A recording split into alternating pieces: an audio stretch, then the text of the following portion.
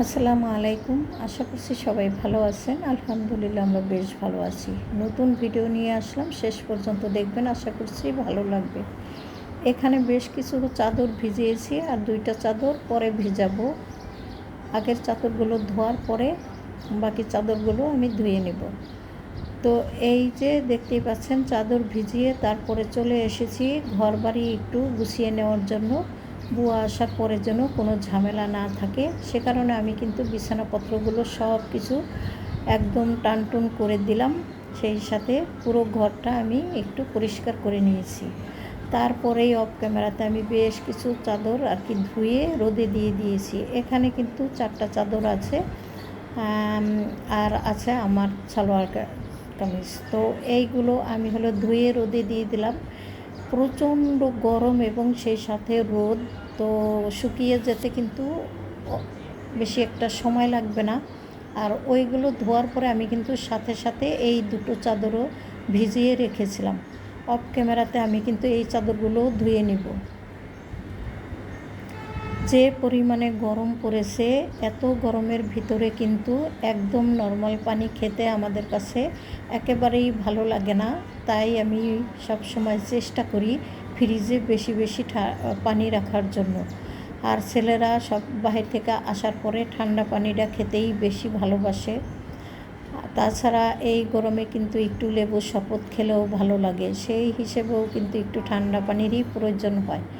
যাই হোক, এখানে আমি আগের থাকতেই কিন্তু বোতলে পানি ভরে নিয়েছিলাম, আর আরও 1 পাতিল পানি কিন্তু আমি ফুটতে বসিয়ে দিয়েছি। তো এই পানিগুলো রেখে দেব ফ্রিজে, যাতে করে ঠান্ডা হয়ে যেতে পারে। তো পানি বসিয়েছি, আর পাশাপাশি আরেক চুলায় ভাত বসিয়ে দিয়েছি দুপুরের জন্য। এখন আমি রান্নাবান্না শেষ করব। রান্নাবান্না শেষ করে আর কি বাদবাকি কাজ আপনাদের সাথে আমি শেয়ার করার চেষ্টা করব। এত গরমে কিন্তু কোনো খাবারই মুখে ভালো লাগে না, কি খাই না খাই নিজেরাও জানি না। তারপরে ভাবলাম কি করব, বাসাতে আসলে ভেন্ডি ছিল আর হালকা পাতলা রান্না আজকে করব। তো ভেন্ডিগুলো আমি কেটে নিচ্ছি। আর এই ভেন্ডি কাটতে গিয়ে একটা কথাই মনে পড়লো সবচেয়ে বেশি, যে এইভাবে ডাইনিংয়ে বসে আমি কিন্তু কাটা বাছাটা করি। আপনারা হয়তো সব সময় দেখেন আমার কাউন্টার টপটা এত উপরে, যতটুকু জায়গায় আছে যদি একটু নিচে হতো তাহলে আমি কিন্তু ওখানে দাঁড়িয়েই কাটতে পারতাম। ভেন্ডি ভাজি অনেকেই কিন্তু অনেক রকম করে ভাজা করে, তবে আমরা কিন্তু আমাদের দেশে একদম একটু পাতলা পাতলা করে কেটেই ভাজি করি।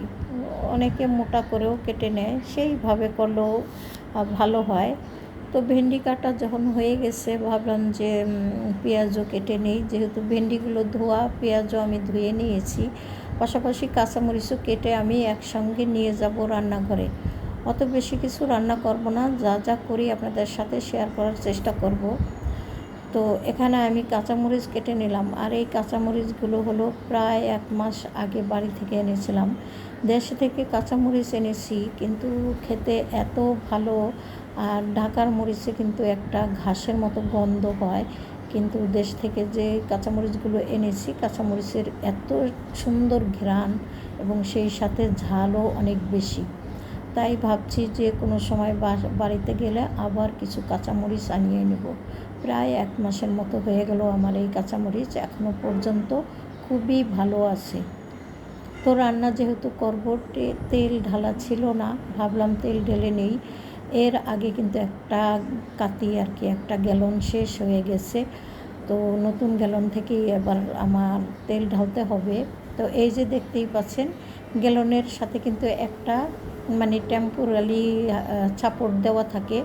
এই ছাপড়টা অনেকে কিন্তু খুলতে গেলে একেবারে ছুরি বটি নিয়ে নামে। আসলে এটা উঠাইতে কিন্তু ছুরি বা বটি কোনো কিছুরই প্রয়োজন হয় না, ভাঁজ মতো ধরে একটু টান দিলেই কিন্তু খুলে যায়। আমি অনেকেরই দেখেছি ছুরি অথবা বটি দিয়ে খুব কুচাকুচি করে তারপরে কিন্তু এটা তুলে। আবার অনেকেই কিন্তু এটা অবশ্যই ভালো জানেন, আমি সবার কথা বলছি না এখানে, অনেকের আমি দেখি। তো যাই হোক, আমি কিন্তু অল্প করেই তেল ঢেলে নিলাম এখানে, তারপরে চলে আসলাম রান্না করার জন্য। তো ওই যে দেখতেই পাচ্ছিলেন ভেন্ডি ভাজি, তো ভেন্ডি ভাজিটা বসিয়ে দিলাম। আর ভাবছিলাম যে আজকে কি যা সব রান্না আপনাদের সাথে শেয়ার করব, কিন্তু এমন একটা অবস্থা, একেবারে হুট করে কারেন্টটা চলে গেল, সব রান্না আর আপনাদের সাথে শেয়ার করতে পারলাম না। ডাল রান্না করেছিলাম আম দিয়ে, ঘন ডাল, আর পাশাপাশি হলো দুন্দুল দিয়ে বেলে মাছ রান্না করেছিলাম। তো দুপুরে যেহেতু কারেন্ট অনেকক্ষণ ছিল না, প্রচণ্ড গরম, তাই ওইভাবে আর আপনাদের সাথে শেয়ার করলাম না কোনো কিছু। একেবারে চলে আসলাম সরাসরি বিকেলবেলা। তো প্যাকেটের ভিতরেই সবসময় এইভাবে আমি একটু হালকা পাতলা করে গুঁড়ো করে নিই, কিন্তু কেন যেন একটা প্যাকেট কেটে নিলাম, আর সেই কাটা প্যাকেটটা একটু গুঁড়ো করতে গিয়ে এমন লণ্ডভণ্ড হলো যে কি আর বলবো, চতুর্দিকে ছড়িয়ে ছিটিয়ে পড়ে গেল। তো কি আর করার, সবগুলো উঠিয়ে নিয়ে তারপরে আমি হলো নুডলসটা রান্না করে নেব। আর প্যাকেটের ভিতরে যে মশলা আছে তাই দিয়েই আমি আজকের নুডলসটা রান্না করব। আর এই যে দেখতেই পাচ্ছেন, আমি কিন্তু আগেই পানি বসিয়ে দিয়েছিলাম, পানি বলক ওঠার পরে এখন হলো নুডলস দিয়ে দিলাম। সেদ্ধ হতে হতে আমি ডিমগুলো একটু ফাটিয়ে নেব, কেননা ডিম সরাসরি কড়াইতে দেওয়া যায় তাহলে হয়তো মনের ভিতরে একটু ভয় থাকে যে যদি একটা খোসা পড়ে যায়, আর ডিম থেকে খোসা তোলা কিন্তু ভীষণই কষ্টদায়ক ব্যাপার, সহজে তোলা যায় না। জানি না আমার সাথে সবাই একমত হবেন কি না, তো সে কারণে আমি আলাদা করেই ভেঙে নিলাম। আর এখানে 2টো ডিম দিয়েই আজকে রান্নাটা করব, ডিমগুলো বেশ বড় বড়। সেই সাথে দিয়ে দিলাম ফ্রোজেন করা গাজর আর মটরশুঁটি। তবে আরও অনেক কিছু আছে, কিন্তু এসব দিলে আমার ছেলেরা ওইভাবে পছন্দ করে না, একজনে করে আর একজনে করে না। তো ওই যেজন করে না সে তো এইভাবেও মানে খেতে পারে, আর সব কিছু দিলেও খেতে পারে, তো তার জন্য না দেওয়াটাই ভালো। তারপরেও আজকে একটু দিয়ে দিলাম। মশলাগুলো আগেই দিয়ে দিয়েছি, এখন শুধু নুডলসটা দিয়ে হালকা করে একটু মিশিয়ে নিলেই কিন্তু রান্নাটা হয়ে যাবে। আমি কিন্তু সয়া সস, টমেটো সসও দিয়েছিলাম এখানে। আর বিট লবণ মানে দেওয়া লাগেই না, কেননা ওই মশলাটার ভিতরে বিট লবণ দেওয়াই থাকে। তো যাই হোক, বিট লবণ তো না, মানে টেস্টিং সল্টটা দেওয়া থাকে, তো এই টেস্টিং সল্টটা আর দিলাম না। আর যদি আমি মশলা না দিতাম তাহলে হয়তো একটু টেস্টিং সল্টও আমি দিয়ে দিতাম। তো এখানে নুডলস তো সবাই খেয়ে নিলাম, তারপরে ভাবলাম একটু ঠান্ডা ঠান্ডা শরবত বানিয়ে খাই। তো এখানে অল্প লেবুই দিয়েছি, লেবুতে আবার আমাদের একটু গ্যাস আছে, সে কারণে আমি কিন্তু অল্প লেবু দিয়েছি।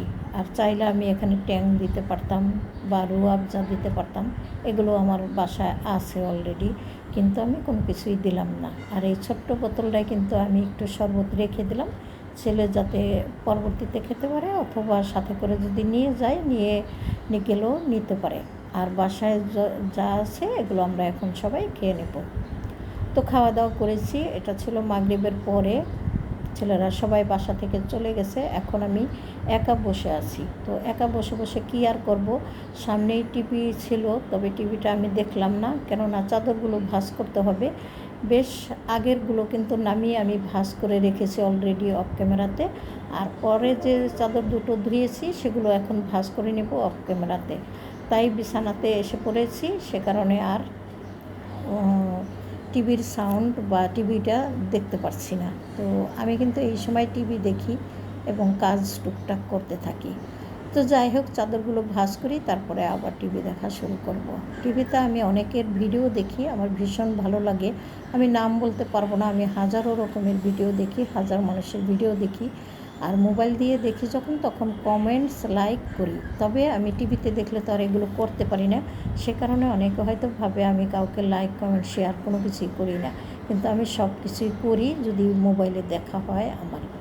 তো যাই হোক, চাদরগুলো খুব সুন্দর করে ভাঁজ করে রাখলাম। আর এই চাদরগুলো কিন্তু আমি বিছানাতে আমার পাতা হয় না, আমি হলো এই চাদরগুলো মানে হালকা গরম বা শীতে মানে আমাদের গায়ে দেওয়া হয়, বা শোয়ার সময় একটা হালকা চাদর গায়ের উপরে দিয়ে রাখি, সেই চাদর এইগুলো। তো যাই হোক, আমি ওয়ারড্রোবে এখন খুব সুন্দর করে রেখে দিলাম। আর একটা সময় ছিল যে সমস্ত সব কিছুই আমার এই ধরনের গুছগাছ ছিল, কিন্তু সব কিছুই একটু এলোমেলো হয়ে গেছে, এটাই সত্য। সব কিছু আসলে খুলে বলা যায় না বা খুলে বলতে চাইও না। তো যাই হোক, বিছানাপত্র ঠিকঠাক করে রাখলাম সাথে সাথে। আর ওই যে খাওয়া দাওয়া করেছিলাম সব প্লেট বাটিগুলো ধুয়ে কিন্তু এখানে উপর করে রাখা হয়েছে। এখন আমি টুকটুক করে সব কিছু একটু গুছিয়ে রাখবো, তাহলেই কিন্তু আমার আজকের জন্য সমস্ত কাজকর্ম শেষ হয়ে যায়। তবে আরও কাজ বাকি আছে, রাতের খাওয়া দাওয়া, তারপরে ধোয়া মোছা, এইটুকু তো করতেই হবে। ওইটুকু করেই কিন্তু আমি কাজকর্ম শেষ করে দেব। তো দেখতেই পাচ্ছেন কিভাবে গুছিয়ে নিচ্ছি। এই যে ছেলে একেবারে ছোট বাচ্চাদের মতো এই ফ্লাক্সগুলো কিন্তু আমাকে মানে ফিটারের মতো ধুয়ে নিতে হয় দিনে 2-3 বার করে, কারণ এতে করে ছেলেরা তো খাওয়া দাওয়া করে, তো ধুয়ে না রাখলে একটু খারাপ বা অসুবিধাও হয়ে যেতে পারে। তো সেই হিসাবে আমি সবসময় এই বোতলগুলো খুব সুন্দর করে ধুয়ে রাখারই চেষ্টা করি। এখানে ছোট ছোট কিছু চামিচ ছিল, চামিচগুলো খুব সুন্দর করে গুছিয়ে রাখলাম। আর ছোট বড় যে বাটি বুটি ছিল সেগুলো একটু উপর করে রাখলাম, যাতে করে একদম খুব সুন্দর করে শুকিয়ে যেতে পারে। আর শুকনা প্লেট বাটি না থাকলে আমার আবার ভালো লাগে না। এই যে দেখতে পাচ্ছেন, আমার কিন্তু আজকের মতো এখনকার মতো কাজকর্ম শেষ। তো আপনাদের কাছ থেকে বিদায় নেওয়ার মুহূর্ত ঘনিয়ে আসছে। ভুল ত্রুটি সবাই ক্ষমা সুন্দর দৃষ্টিতে দেখবেন। আর সেই সাথে লাইক, কমেন্ট, শেয়ার করে সাবস্ক্রাইব করে আমার পাশে থাকবেন। বেশ অনেক দিন পরেই আবার ভিডিও দেওয়া শুরু করলাম। আশা করছি এখন থেকে রেগুলার হওয়ার চেষ্টা করব। সবাই ভালো থাকেন। আল্লাহ হাফেজ। আসসালামু আলাইকুম।